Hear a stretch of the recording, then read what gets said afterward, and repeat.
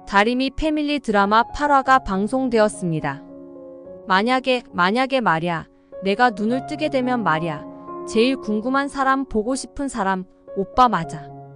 이다림이 뜻밖의 말을 하자 차태웅이 놀라서 쳐다본 적이 있었습니다. 차태웅은 자신의 얼굴은 차갑고 인상을 쓰면 사람들이 깡패 같다고도 한다면서 말을 했지만, 이다림은 차태웅의 외모보다 항상 자신을 챙겨주는 따뜻한 마음을 알고 있었기 때문에 차태웅의 외모가 어떻든 상관하지 않았습니다. 차태웅은 이다림이 자신을 좋아하는 건가 순간 착각을 했지만, 이다림은 엄마도 할아버지 할머니도 이미 얼굴을 다 알고 있고 시력을 잃고 나누 만난 사람이 차태웅이라 궁금한 것뿐이라고 말했는데, 사실 이다림은 차태웅을 이웃집 오빠 이상으로 생각하는 마음을 들키지 않으려는 생각도 있었습니다. 왜냐하면 이다림은 시각장애인이라 자신이 누군가를 좋아한다고 말하면 상대방에게 부담을 주는 것이라고 생각하며 살았기 때문입니다. 차태웅은 이다림의 언니인 이차림과 애매모호하게 연애를 하고 있는 중인데, 이다림은 그저 아끼는 여동생으로 생각하고 있고, 이다림도 차태웅에게 등록을 시켜줄 정도로 편하게 생각하고 있습니다. 청렴 세탁소에 자주 오는 맘씨 좋은 이모 배혜자는 이다림이 앞이 보이지 않는 것을 치명적인 결점으로 생각하여 남자들이 이다림과 사귀려 하지 않을 것이라고 보고 있었는데, 서강주는 이다림이 뭐 어떻냐며 예쁘고 귀엽고 씩씩하고 자기 인생을 소중하게 생각하는 사람이라 점점 더 궁금해져 간다며 칭찬만 늘어놓았고, 배혜자는 이다림에게 상처를 줄 거면 시작도 하지 말라고 하였습니다. 서강주는 8년 전에 이다림과 하룻밤을 잘 때에는 정말 이다림이 불쌍하다는 생각에 잔 것이라고 훗날 회상하였는데, 막상 이다림을 만나면 만날수록 다림이의 매력에 빠져 자기도 모르게 끌려가고 있었던 것입니다. 아직 서강주와 차태웅이 이다림의 연인으로 발전된 것은 아니지만, 두 사람이 이다림을 대하는 태도에는 영화를 보러 가자고 할 때 확연한 차이가 느껴지는데요. 둘 다 이차림을 배려하는 사람들이지만, 차태웅은 이다림의 입장에서 불가능한 일을 인식시켜주는 것을 피하려 하는 사람이고, 서강주는 이다림이 불가능한 것을 다른 방법으로 가능하게 만드는 사람이었던 것입니다. 차태웅은 다림이가 앞이 보이지 않으니 영화의 영자도 꺼내지 않고 영화만 보면 졸린다는 식으로 이다림의 앞에서 말하고 산 것 같은데요. 이에 반해 서강주는 대학 시절 이다림이 영화에 얼마나 애착이 많았는지 알고 있었기 때문에 이다림이 얼마나 영화 보기를 그리워하며 살았을지 짐작하고도 남았고, 영화관에서 이다림에게 일일이 말로 설명해가며 이다림의 눈을 대신해 주었습니다. 이다림에게는 말도 툭툭 던지고 배려심 없는 듯이 행동하지만, 누구보다도 이다림이 무엇을 원하는지 서강주는 잘 알고 있는 사람이었는데요. 콧대 높고 빳빳하고 흥청망청 할 법도 한 여느 재벌가의 외아들답지 않은 서강주의 털털한 모습이 드라마를 보는 재미를 더하고 있습니다. 이다림은 눈을 뜨게 되면 제일 보고 싶은 사람들 순위에 서강주는 10위권 안에도 못 들 정도로 서강주를 동네 지나가는 강아지 대하듯이 하고 있는데요. 그런 다림이에게 드디어 차태웅과 서강주의 얼굴을 볼 수 있는 감격의 순간이 찾아온 것입니다. 정말 많은 우여곡절 끝에 8억짜리 치료제 아이미러크를 투여받는 수술을 이다림이 받게 되었는데요. 수술이 성공적으로 끝이 나면서 이다림의 인생은 선택의 폭이 수천 배로 늘어나게 되고, 그 안에 차태웅과 서강주 사이에서의 행복한 갈등도 포함될 것입니다. 이다림은 수술을 받기 전에 엄마 고봉이가 꿈속에 나와서 꼭 다림이의 눈을 뜨게 해주겠다고 약속하였는데, 결국 이다림에게 세상을 보여준 사람은 엄마 고봉이였습니다. 고봉이는 가족들에게 돈을 구하려다 실패를 하자 대학 시절 동창인 지승돈을 찾아가기에 이르렀는데, 지승돈은 아내 백지연이 잃어버린 돈 100억의 후폭풍을 미리 방지하기 위해 장학재단에 130억을 기부하였고, 이를 본 고봉이는 과거에 지승돈에게 학비를 빌려준 것이 생각나서 무턱대고 지승돈의 회사에 찾아가 3억을 내놓으라고 하였습니다. 하지만 수십 년 만에 고봉이를 만난 지승돈은 고봉이가 반갑지 않았는데, 한 동네에 살면서 자신의 집에 매일 세탁물 배달을 오는 사람이 고봉이인 줄도 모르고 살았을 정도로 서로가 다른 인생을 살아가느라 바빴는데 130억 기부 뉴스가 뜨자마자 지인이라는 지인은 다 연락와서 돈을 빌려달라고 하니 고봉이도 그런 부류이구나 싶었던 것입니다. 고봉이의 모습은 너무나 많이 달라졌고 지승도는 고봉이에게 빌린 돈을 결혼식 축의금으로 갚았기 때문에 막무가내로 돈을 달라고 하는 고봉이가 못마땅했습니다. 고봉이가 지승돈에게 축의금을 받았다는 걸 모르고 산 이유는 다른 데 있었는데요. 지승돈은 대학 당시 자신의 여자친구였던 노엘이에게 축의금을 대신 전달해 주라고 부탁을 하였고 노엘이는 그 돈을 훔친 것이었습니다.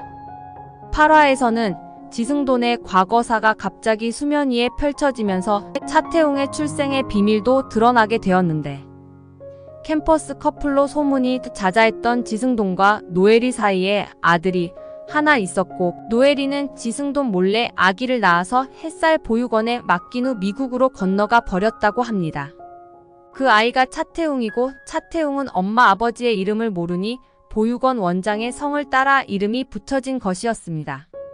지승돈은 노엘이가 술집 종업원이었던 것을 모르고 사귀다가 그 정체를 알게 되어서 헤어진 것으로 보이고 지승돈은 자신에게 거짓말을 했던 노엘이에 대한 분노가 현재까지도 이어져서 세상 어느 누구도 자신에게 거짓말을 하는 사람을 제일 싫어하는 성격으로 변해버린 것입니다. 철부지 아내 백지연이 명품을 사다 드리든 사채를 빌리든 다 괜찮으니 거짓말만 하지 않으면 용서할 수 있다고 말하는 지승돈이었는데요. 첫사랑 노엘이 때문에 트라우마가 상당히 컸던 것입니다. 지승돈의 연인인 노엘이 역을 맡은 배우는 조미령님인데 감초 역할이라면 최고인 배우님이라 그게 재미를 더해줄 것입니다.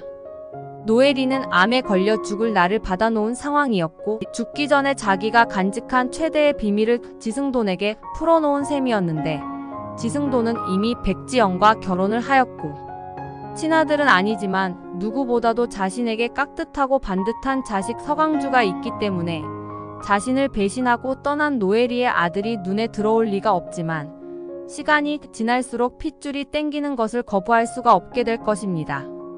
결국 지승그룹의 후계자가 누가 되느냐의 결말로 이어질 것 같은데요. 무엇보다 서강주와 차태웅은 이다림을 사이에 두고 연적이 되니 흥미로운 전개가 이어질 것입니다. 서강주가 부잣집 아들이니 이다림의 눈을 뜨게 해주지 않을까 예상도 해보았지만 그러기엔 서강주는 엄마가 저지른 잘못도 있고 지승돈의 눈치를 보느라 아직 돈 나올 구석이 너무 빈약한 상황이고 복선대로 이야기가 흘러가야 하니 결국 이다림의 엄마 고봉이가 다림이의 눈을 뜨게 해주었는데요. 사는데 지쳐 갱년기가 오는지 가는지도 모르고 살던 고봉이는 지승돈에게 보기 좋게 퇴짜를 당하고 쓴소리를 듣고 오니 더욱 몸에 열이 받았고 집으로 와서 소주를 퍼마시며 울분을 달래고 있었는데 만득과 길래가 에어컨 속에 돈뭉치를 감춰두었기 때문에 돌아가지 않는 에어컨 앞에서 열을 식히려는 고봉이는 참다 못해 에어컨 속을 헤집어 보게 된 것이었습니다. 이제야 다리미의 수술을 시켜줄 수 있겠다 싶었는데 만득과 길래가 감춰둔 돈 30억은 서강주의 실수로 청렴세탁소에 불이 나서 완전히 타버렸고 돈의 비밀을 알고 있는 고봉이는 시부모를 설득해서 나머지 돈을 가지러 가자고 졸랐습니다. 자신들은 감옥에서 종신형을 받더라도 절대 자식들만은 돈의 출처를 모르게 하고 싶었는데 이다림의 인생이 걸려있는 돈이기 때문에 만득과 길래는 다시 산행을 결심하여 고봉이와 그 돈을 몽땅 챙겨왔고 이다림은 무사히 수술을 받을 수 있었습니다. 하지만 70억 중 8억을 쓰고 남은 62억을 어디에 감춰둬야 할지 고봉이는 난감해지는데 9화에서는 만득과 길래의 방에 침대가 들어오고 고봉이는 62억을 침대 밑에 감춰두게 됩니다. 돌침대는 들어봤어도 돈침대라고는 들어본 적이 없는데 만득과 길래는 돈을 깔고 누워있자니 구름을 타고 하늘을 나르는 기분이지만 돈주인인 양길순이 바닥에 깔려있는 느낌을 지울 수가 없을 것입니다. 30억을 몰래 산에서 가져왔을 때도 두 사람은 몇 날 며칠 잠도 제대로 못 자고 양길순의 악몽에 시달려야만 했는데요. 양길순은 사체가 발견되어 부검까지 완료한 상황으로 러브캐피탈 직장 동료들은 양길순이 자살하였다고 경찰에서 들었어도 그 말을 믿을 수 없었습니다. 양길순은 돈을 땅에 묻고 자신이 다시 돌아올 날을 대비해서 나무 위에 검은 천조각을 묶어 두었는데 밤이든 낮이든 다른 사람의 눈에 띄지 않게 검은 천을 사용했을 수도 있지만 그것이 양길순의 죽음을 암시한 것이라 볼 수도 있습니다. 백곰의 밑에서 양길순과 같이 일했던 김성우는 양길순의 영정사진을 보며 양길순이 억울한 표정을 짓고 있는 것 같다면서 양길순이 자살한 것이 아니라 돈과 관련한 일 때문에 죽임을 당한 것은 아닌가 의심을 하였는데 부검까지 마친 양길순의 시체가 양길순이 아닐 리는 없겠지만 양길순이 나뭇가지에 검은 천을 묶어둔 장면을 보여주는 것을 보니 양길순이 다시 돈가방이 묻힌 장소에 나타날 것만 같습니다. 양길순은 실족사한 것으로 나오는데 그 원인이 자살인지 타살인지는 정확하지 않고 양길순같이 덩치가 큰 사람을 구하기가 쉽지 않겠지만 만약 양길순이 자살로 위장하기 위해 다른 사람을 일부러 이용을 했을 수도 있습니다. 양길순은 오기사가 경찰에 붙잡히자 급하게 산속에 돈을 묻기로 한 것이었는데 이 사건을 경찰이 계속 수사를 한다면 양길순을 추적하러 다닐 것이고 언젠가는 자신도 오기사처럼 잡힐지도 모른다는 걱정을 했습니다. 경찰의 추적을 피하고 사건을 종결시키는 방법은 자살로 위장하는 수밖에 없었고 오기사도 경찰의 신문을 요리조리 피해서 금방 구치소에서 나왔으니 백지연의 집 도난 사건은 금세 잊혀지고 양길순은 다시 자기가 묻어놓은 돈가방을 찾으러 오게 됩니다. 비가 와도 눈이 와도 위치를 정확히 알 수 있게 나뭇가지에 검은 천을 묶어 놓았으니 쉽게 찾기는 했지만 땅속에 있어야 할 100억이 사라진 것을 알고 그 돈을 가져간 사람을 찾아 나설 것으로 보이는데요.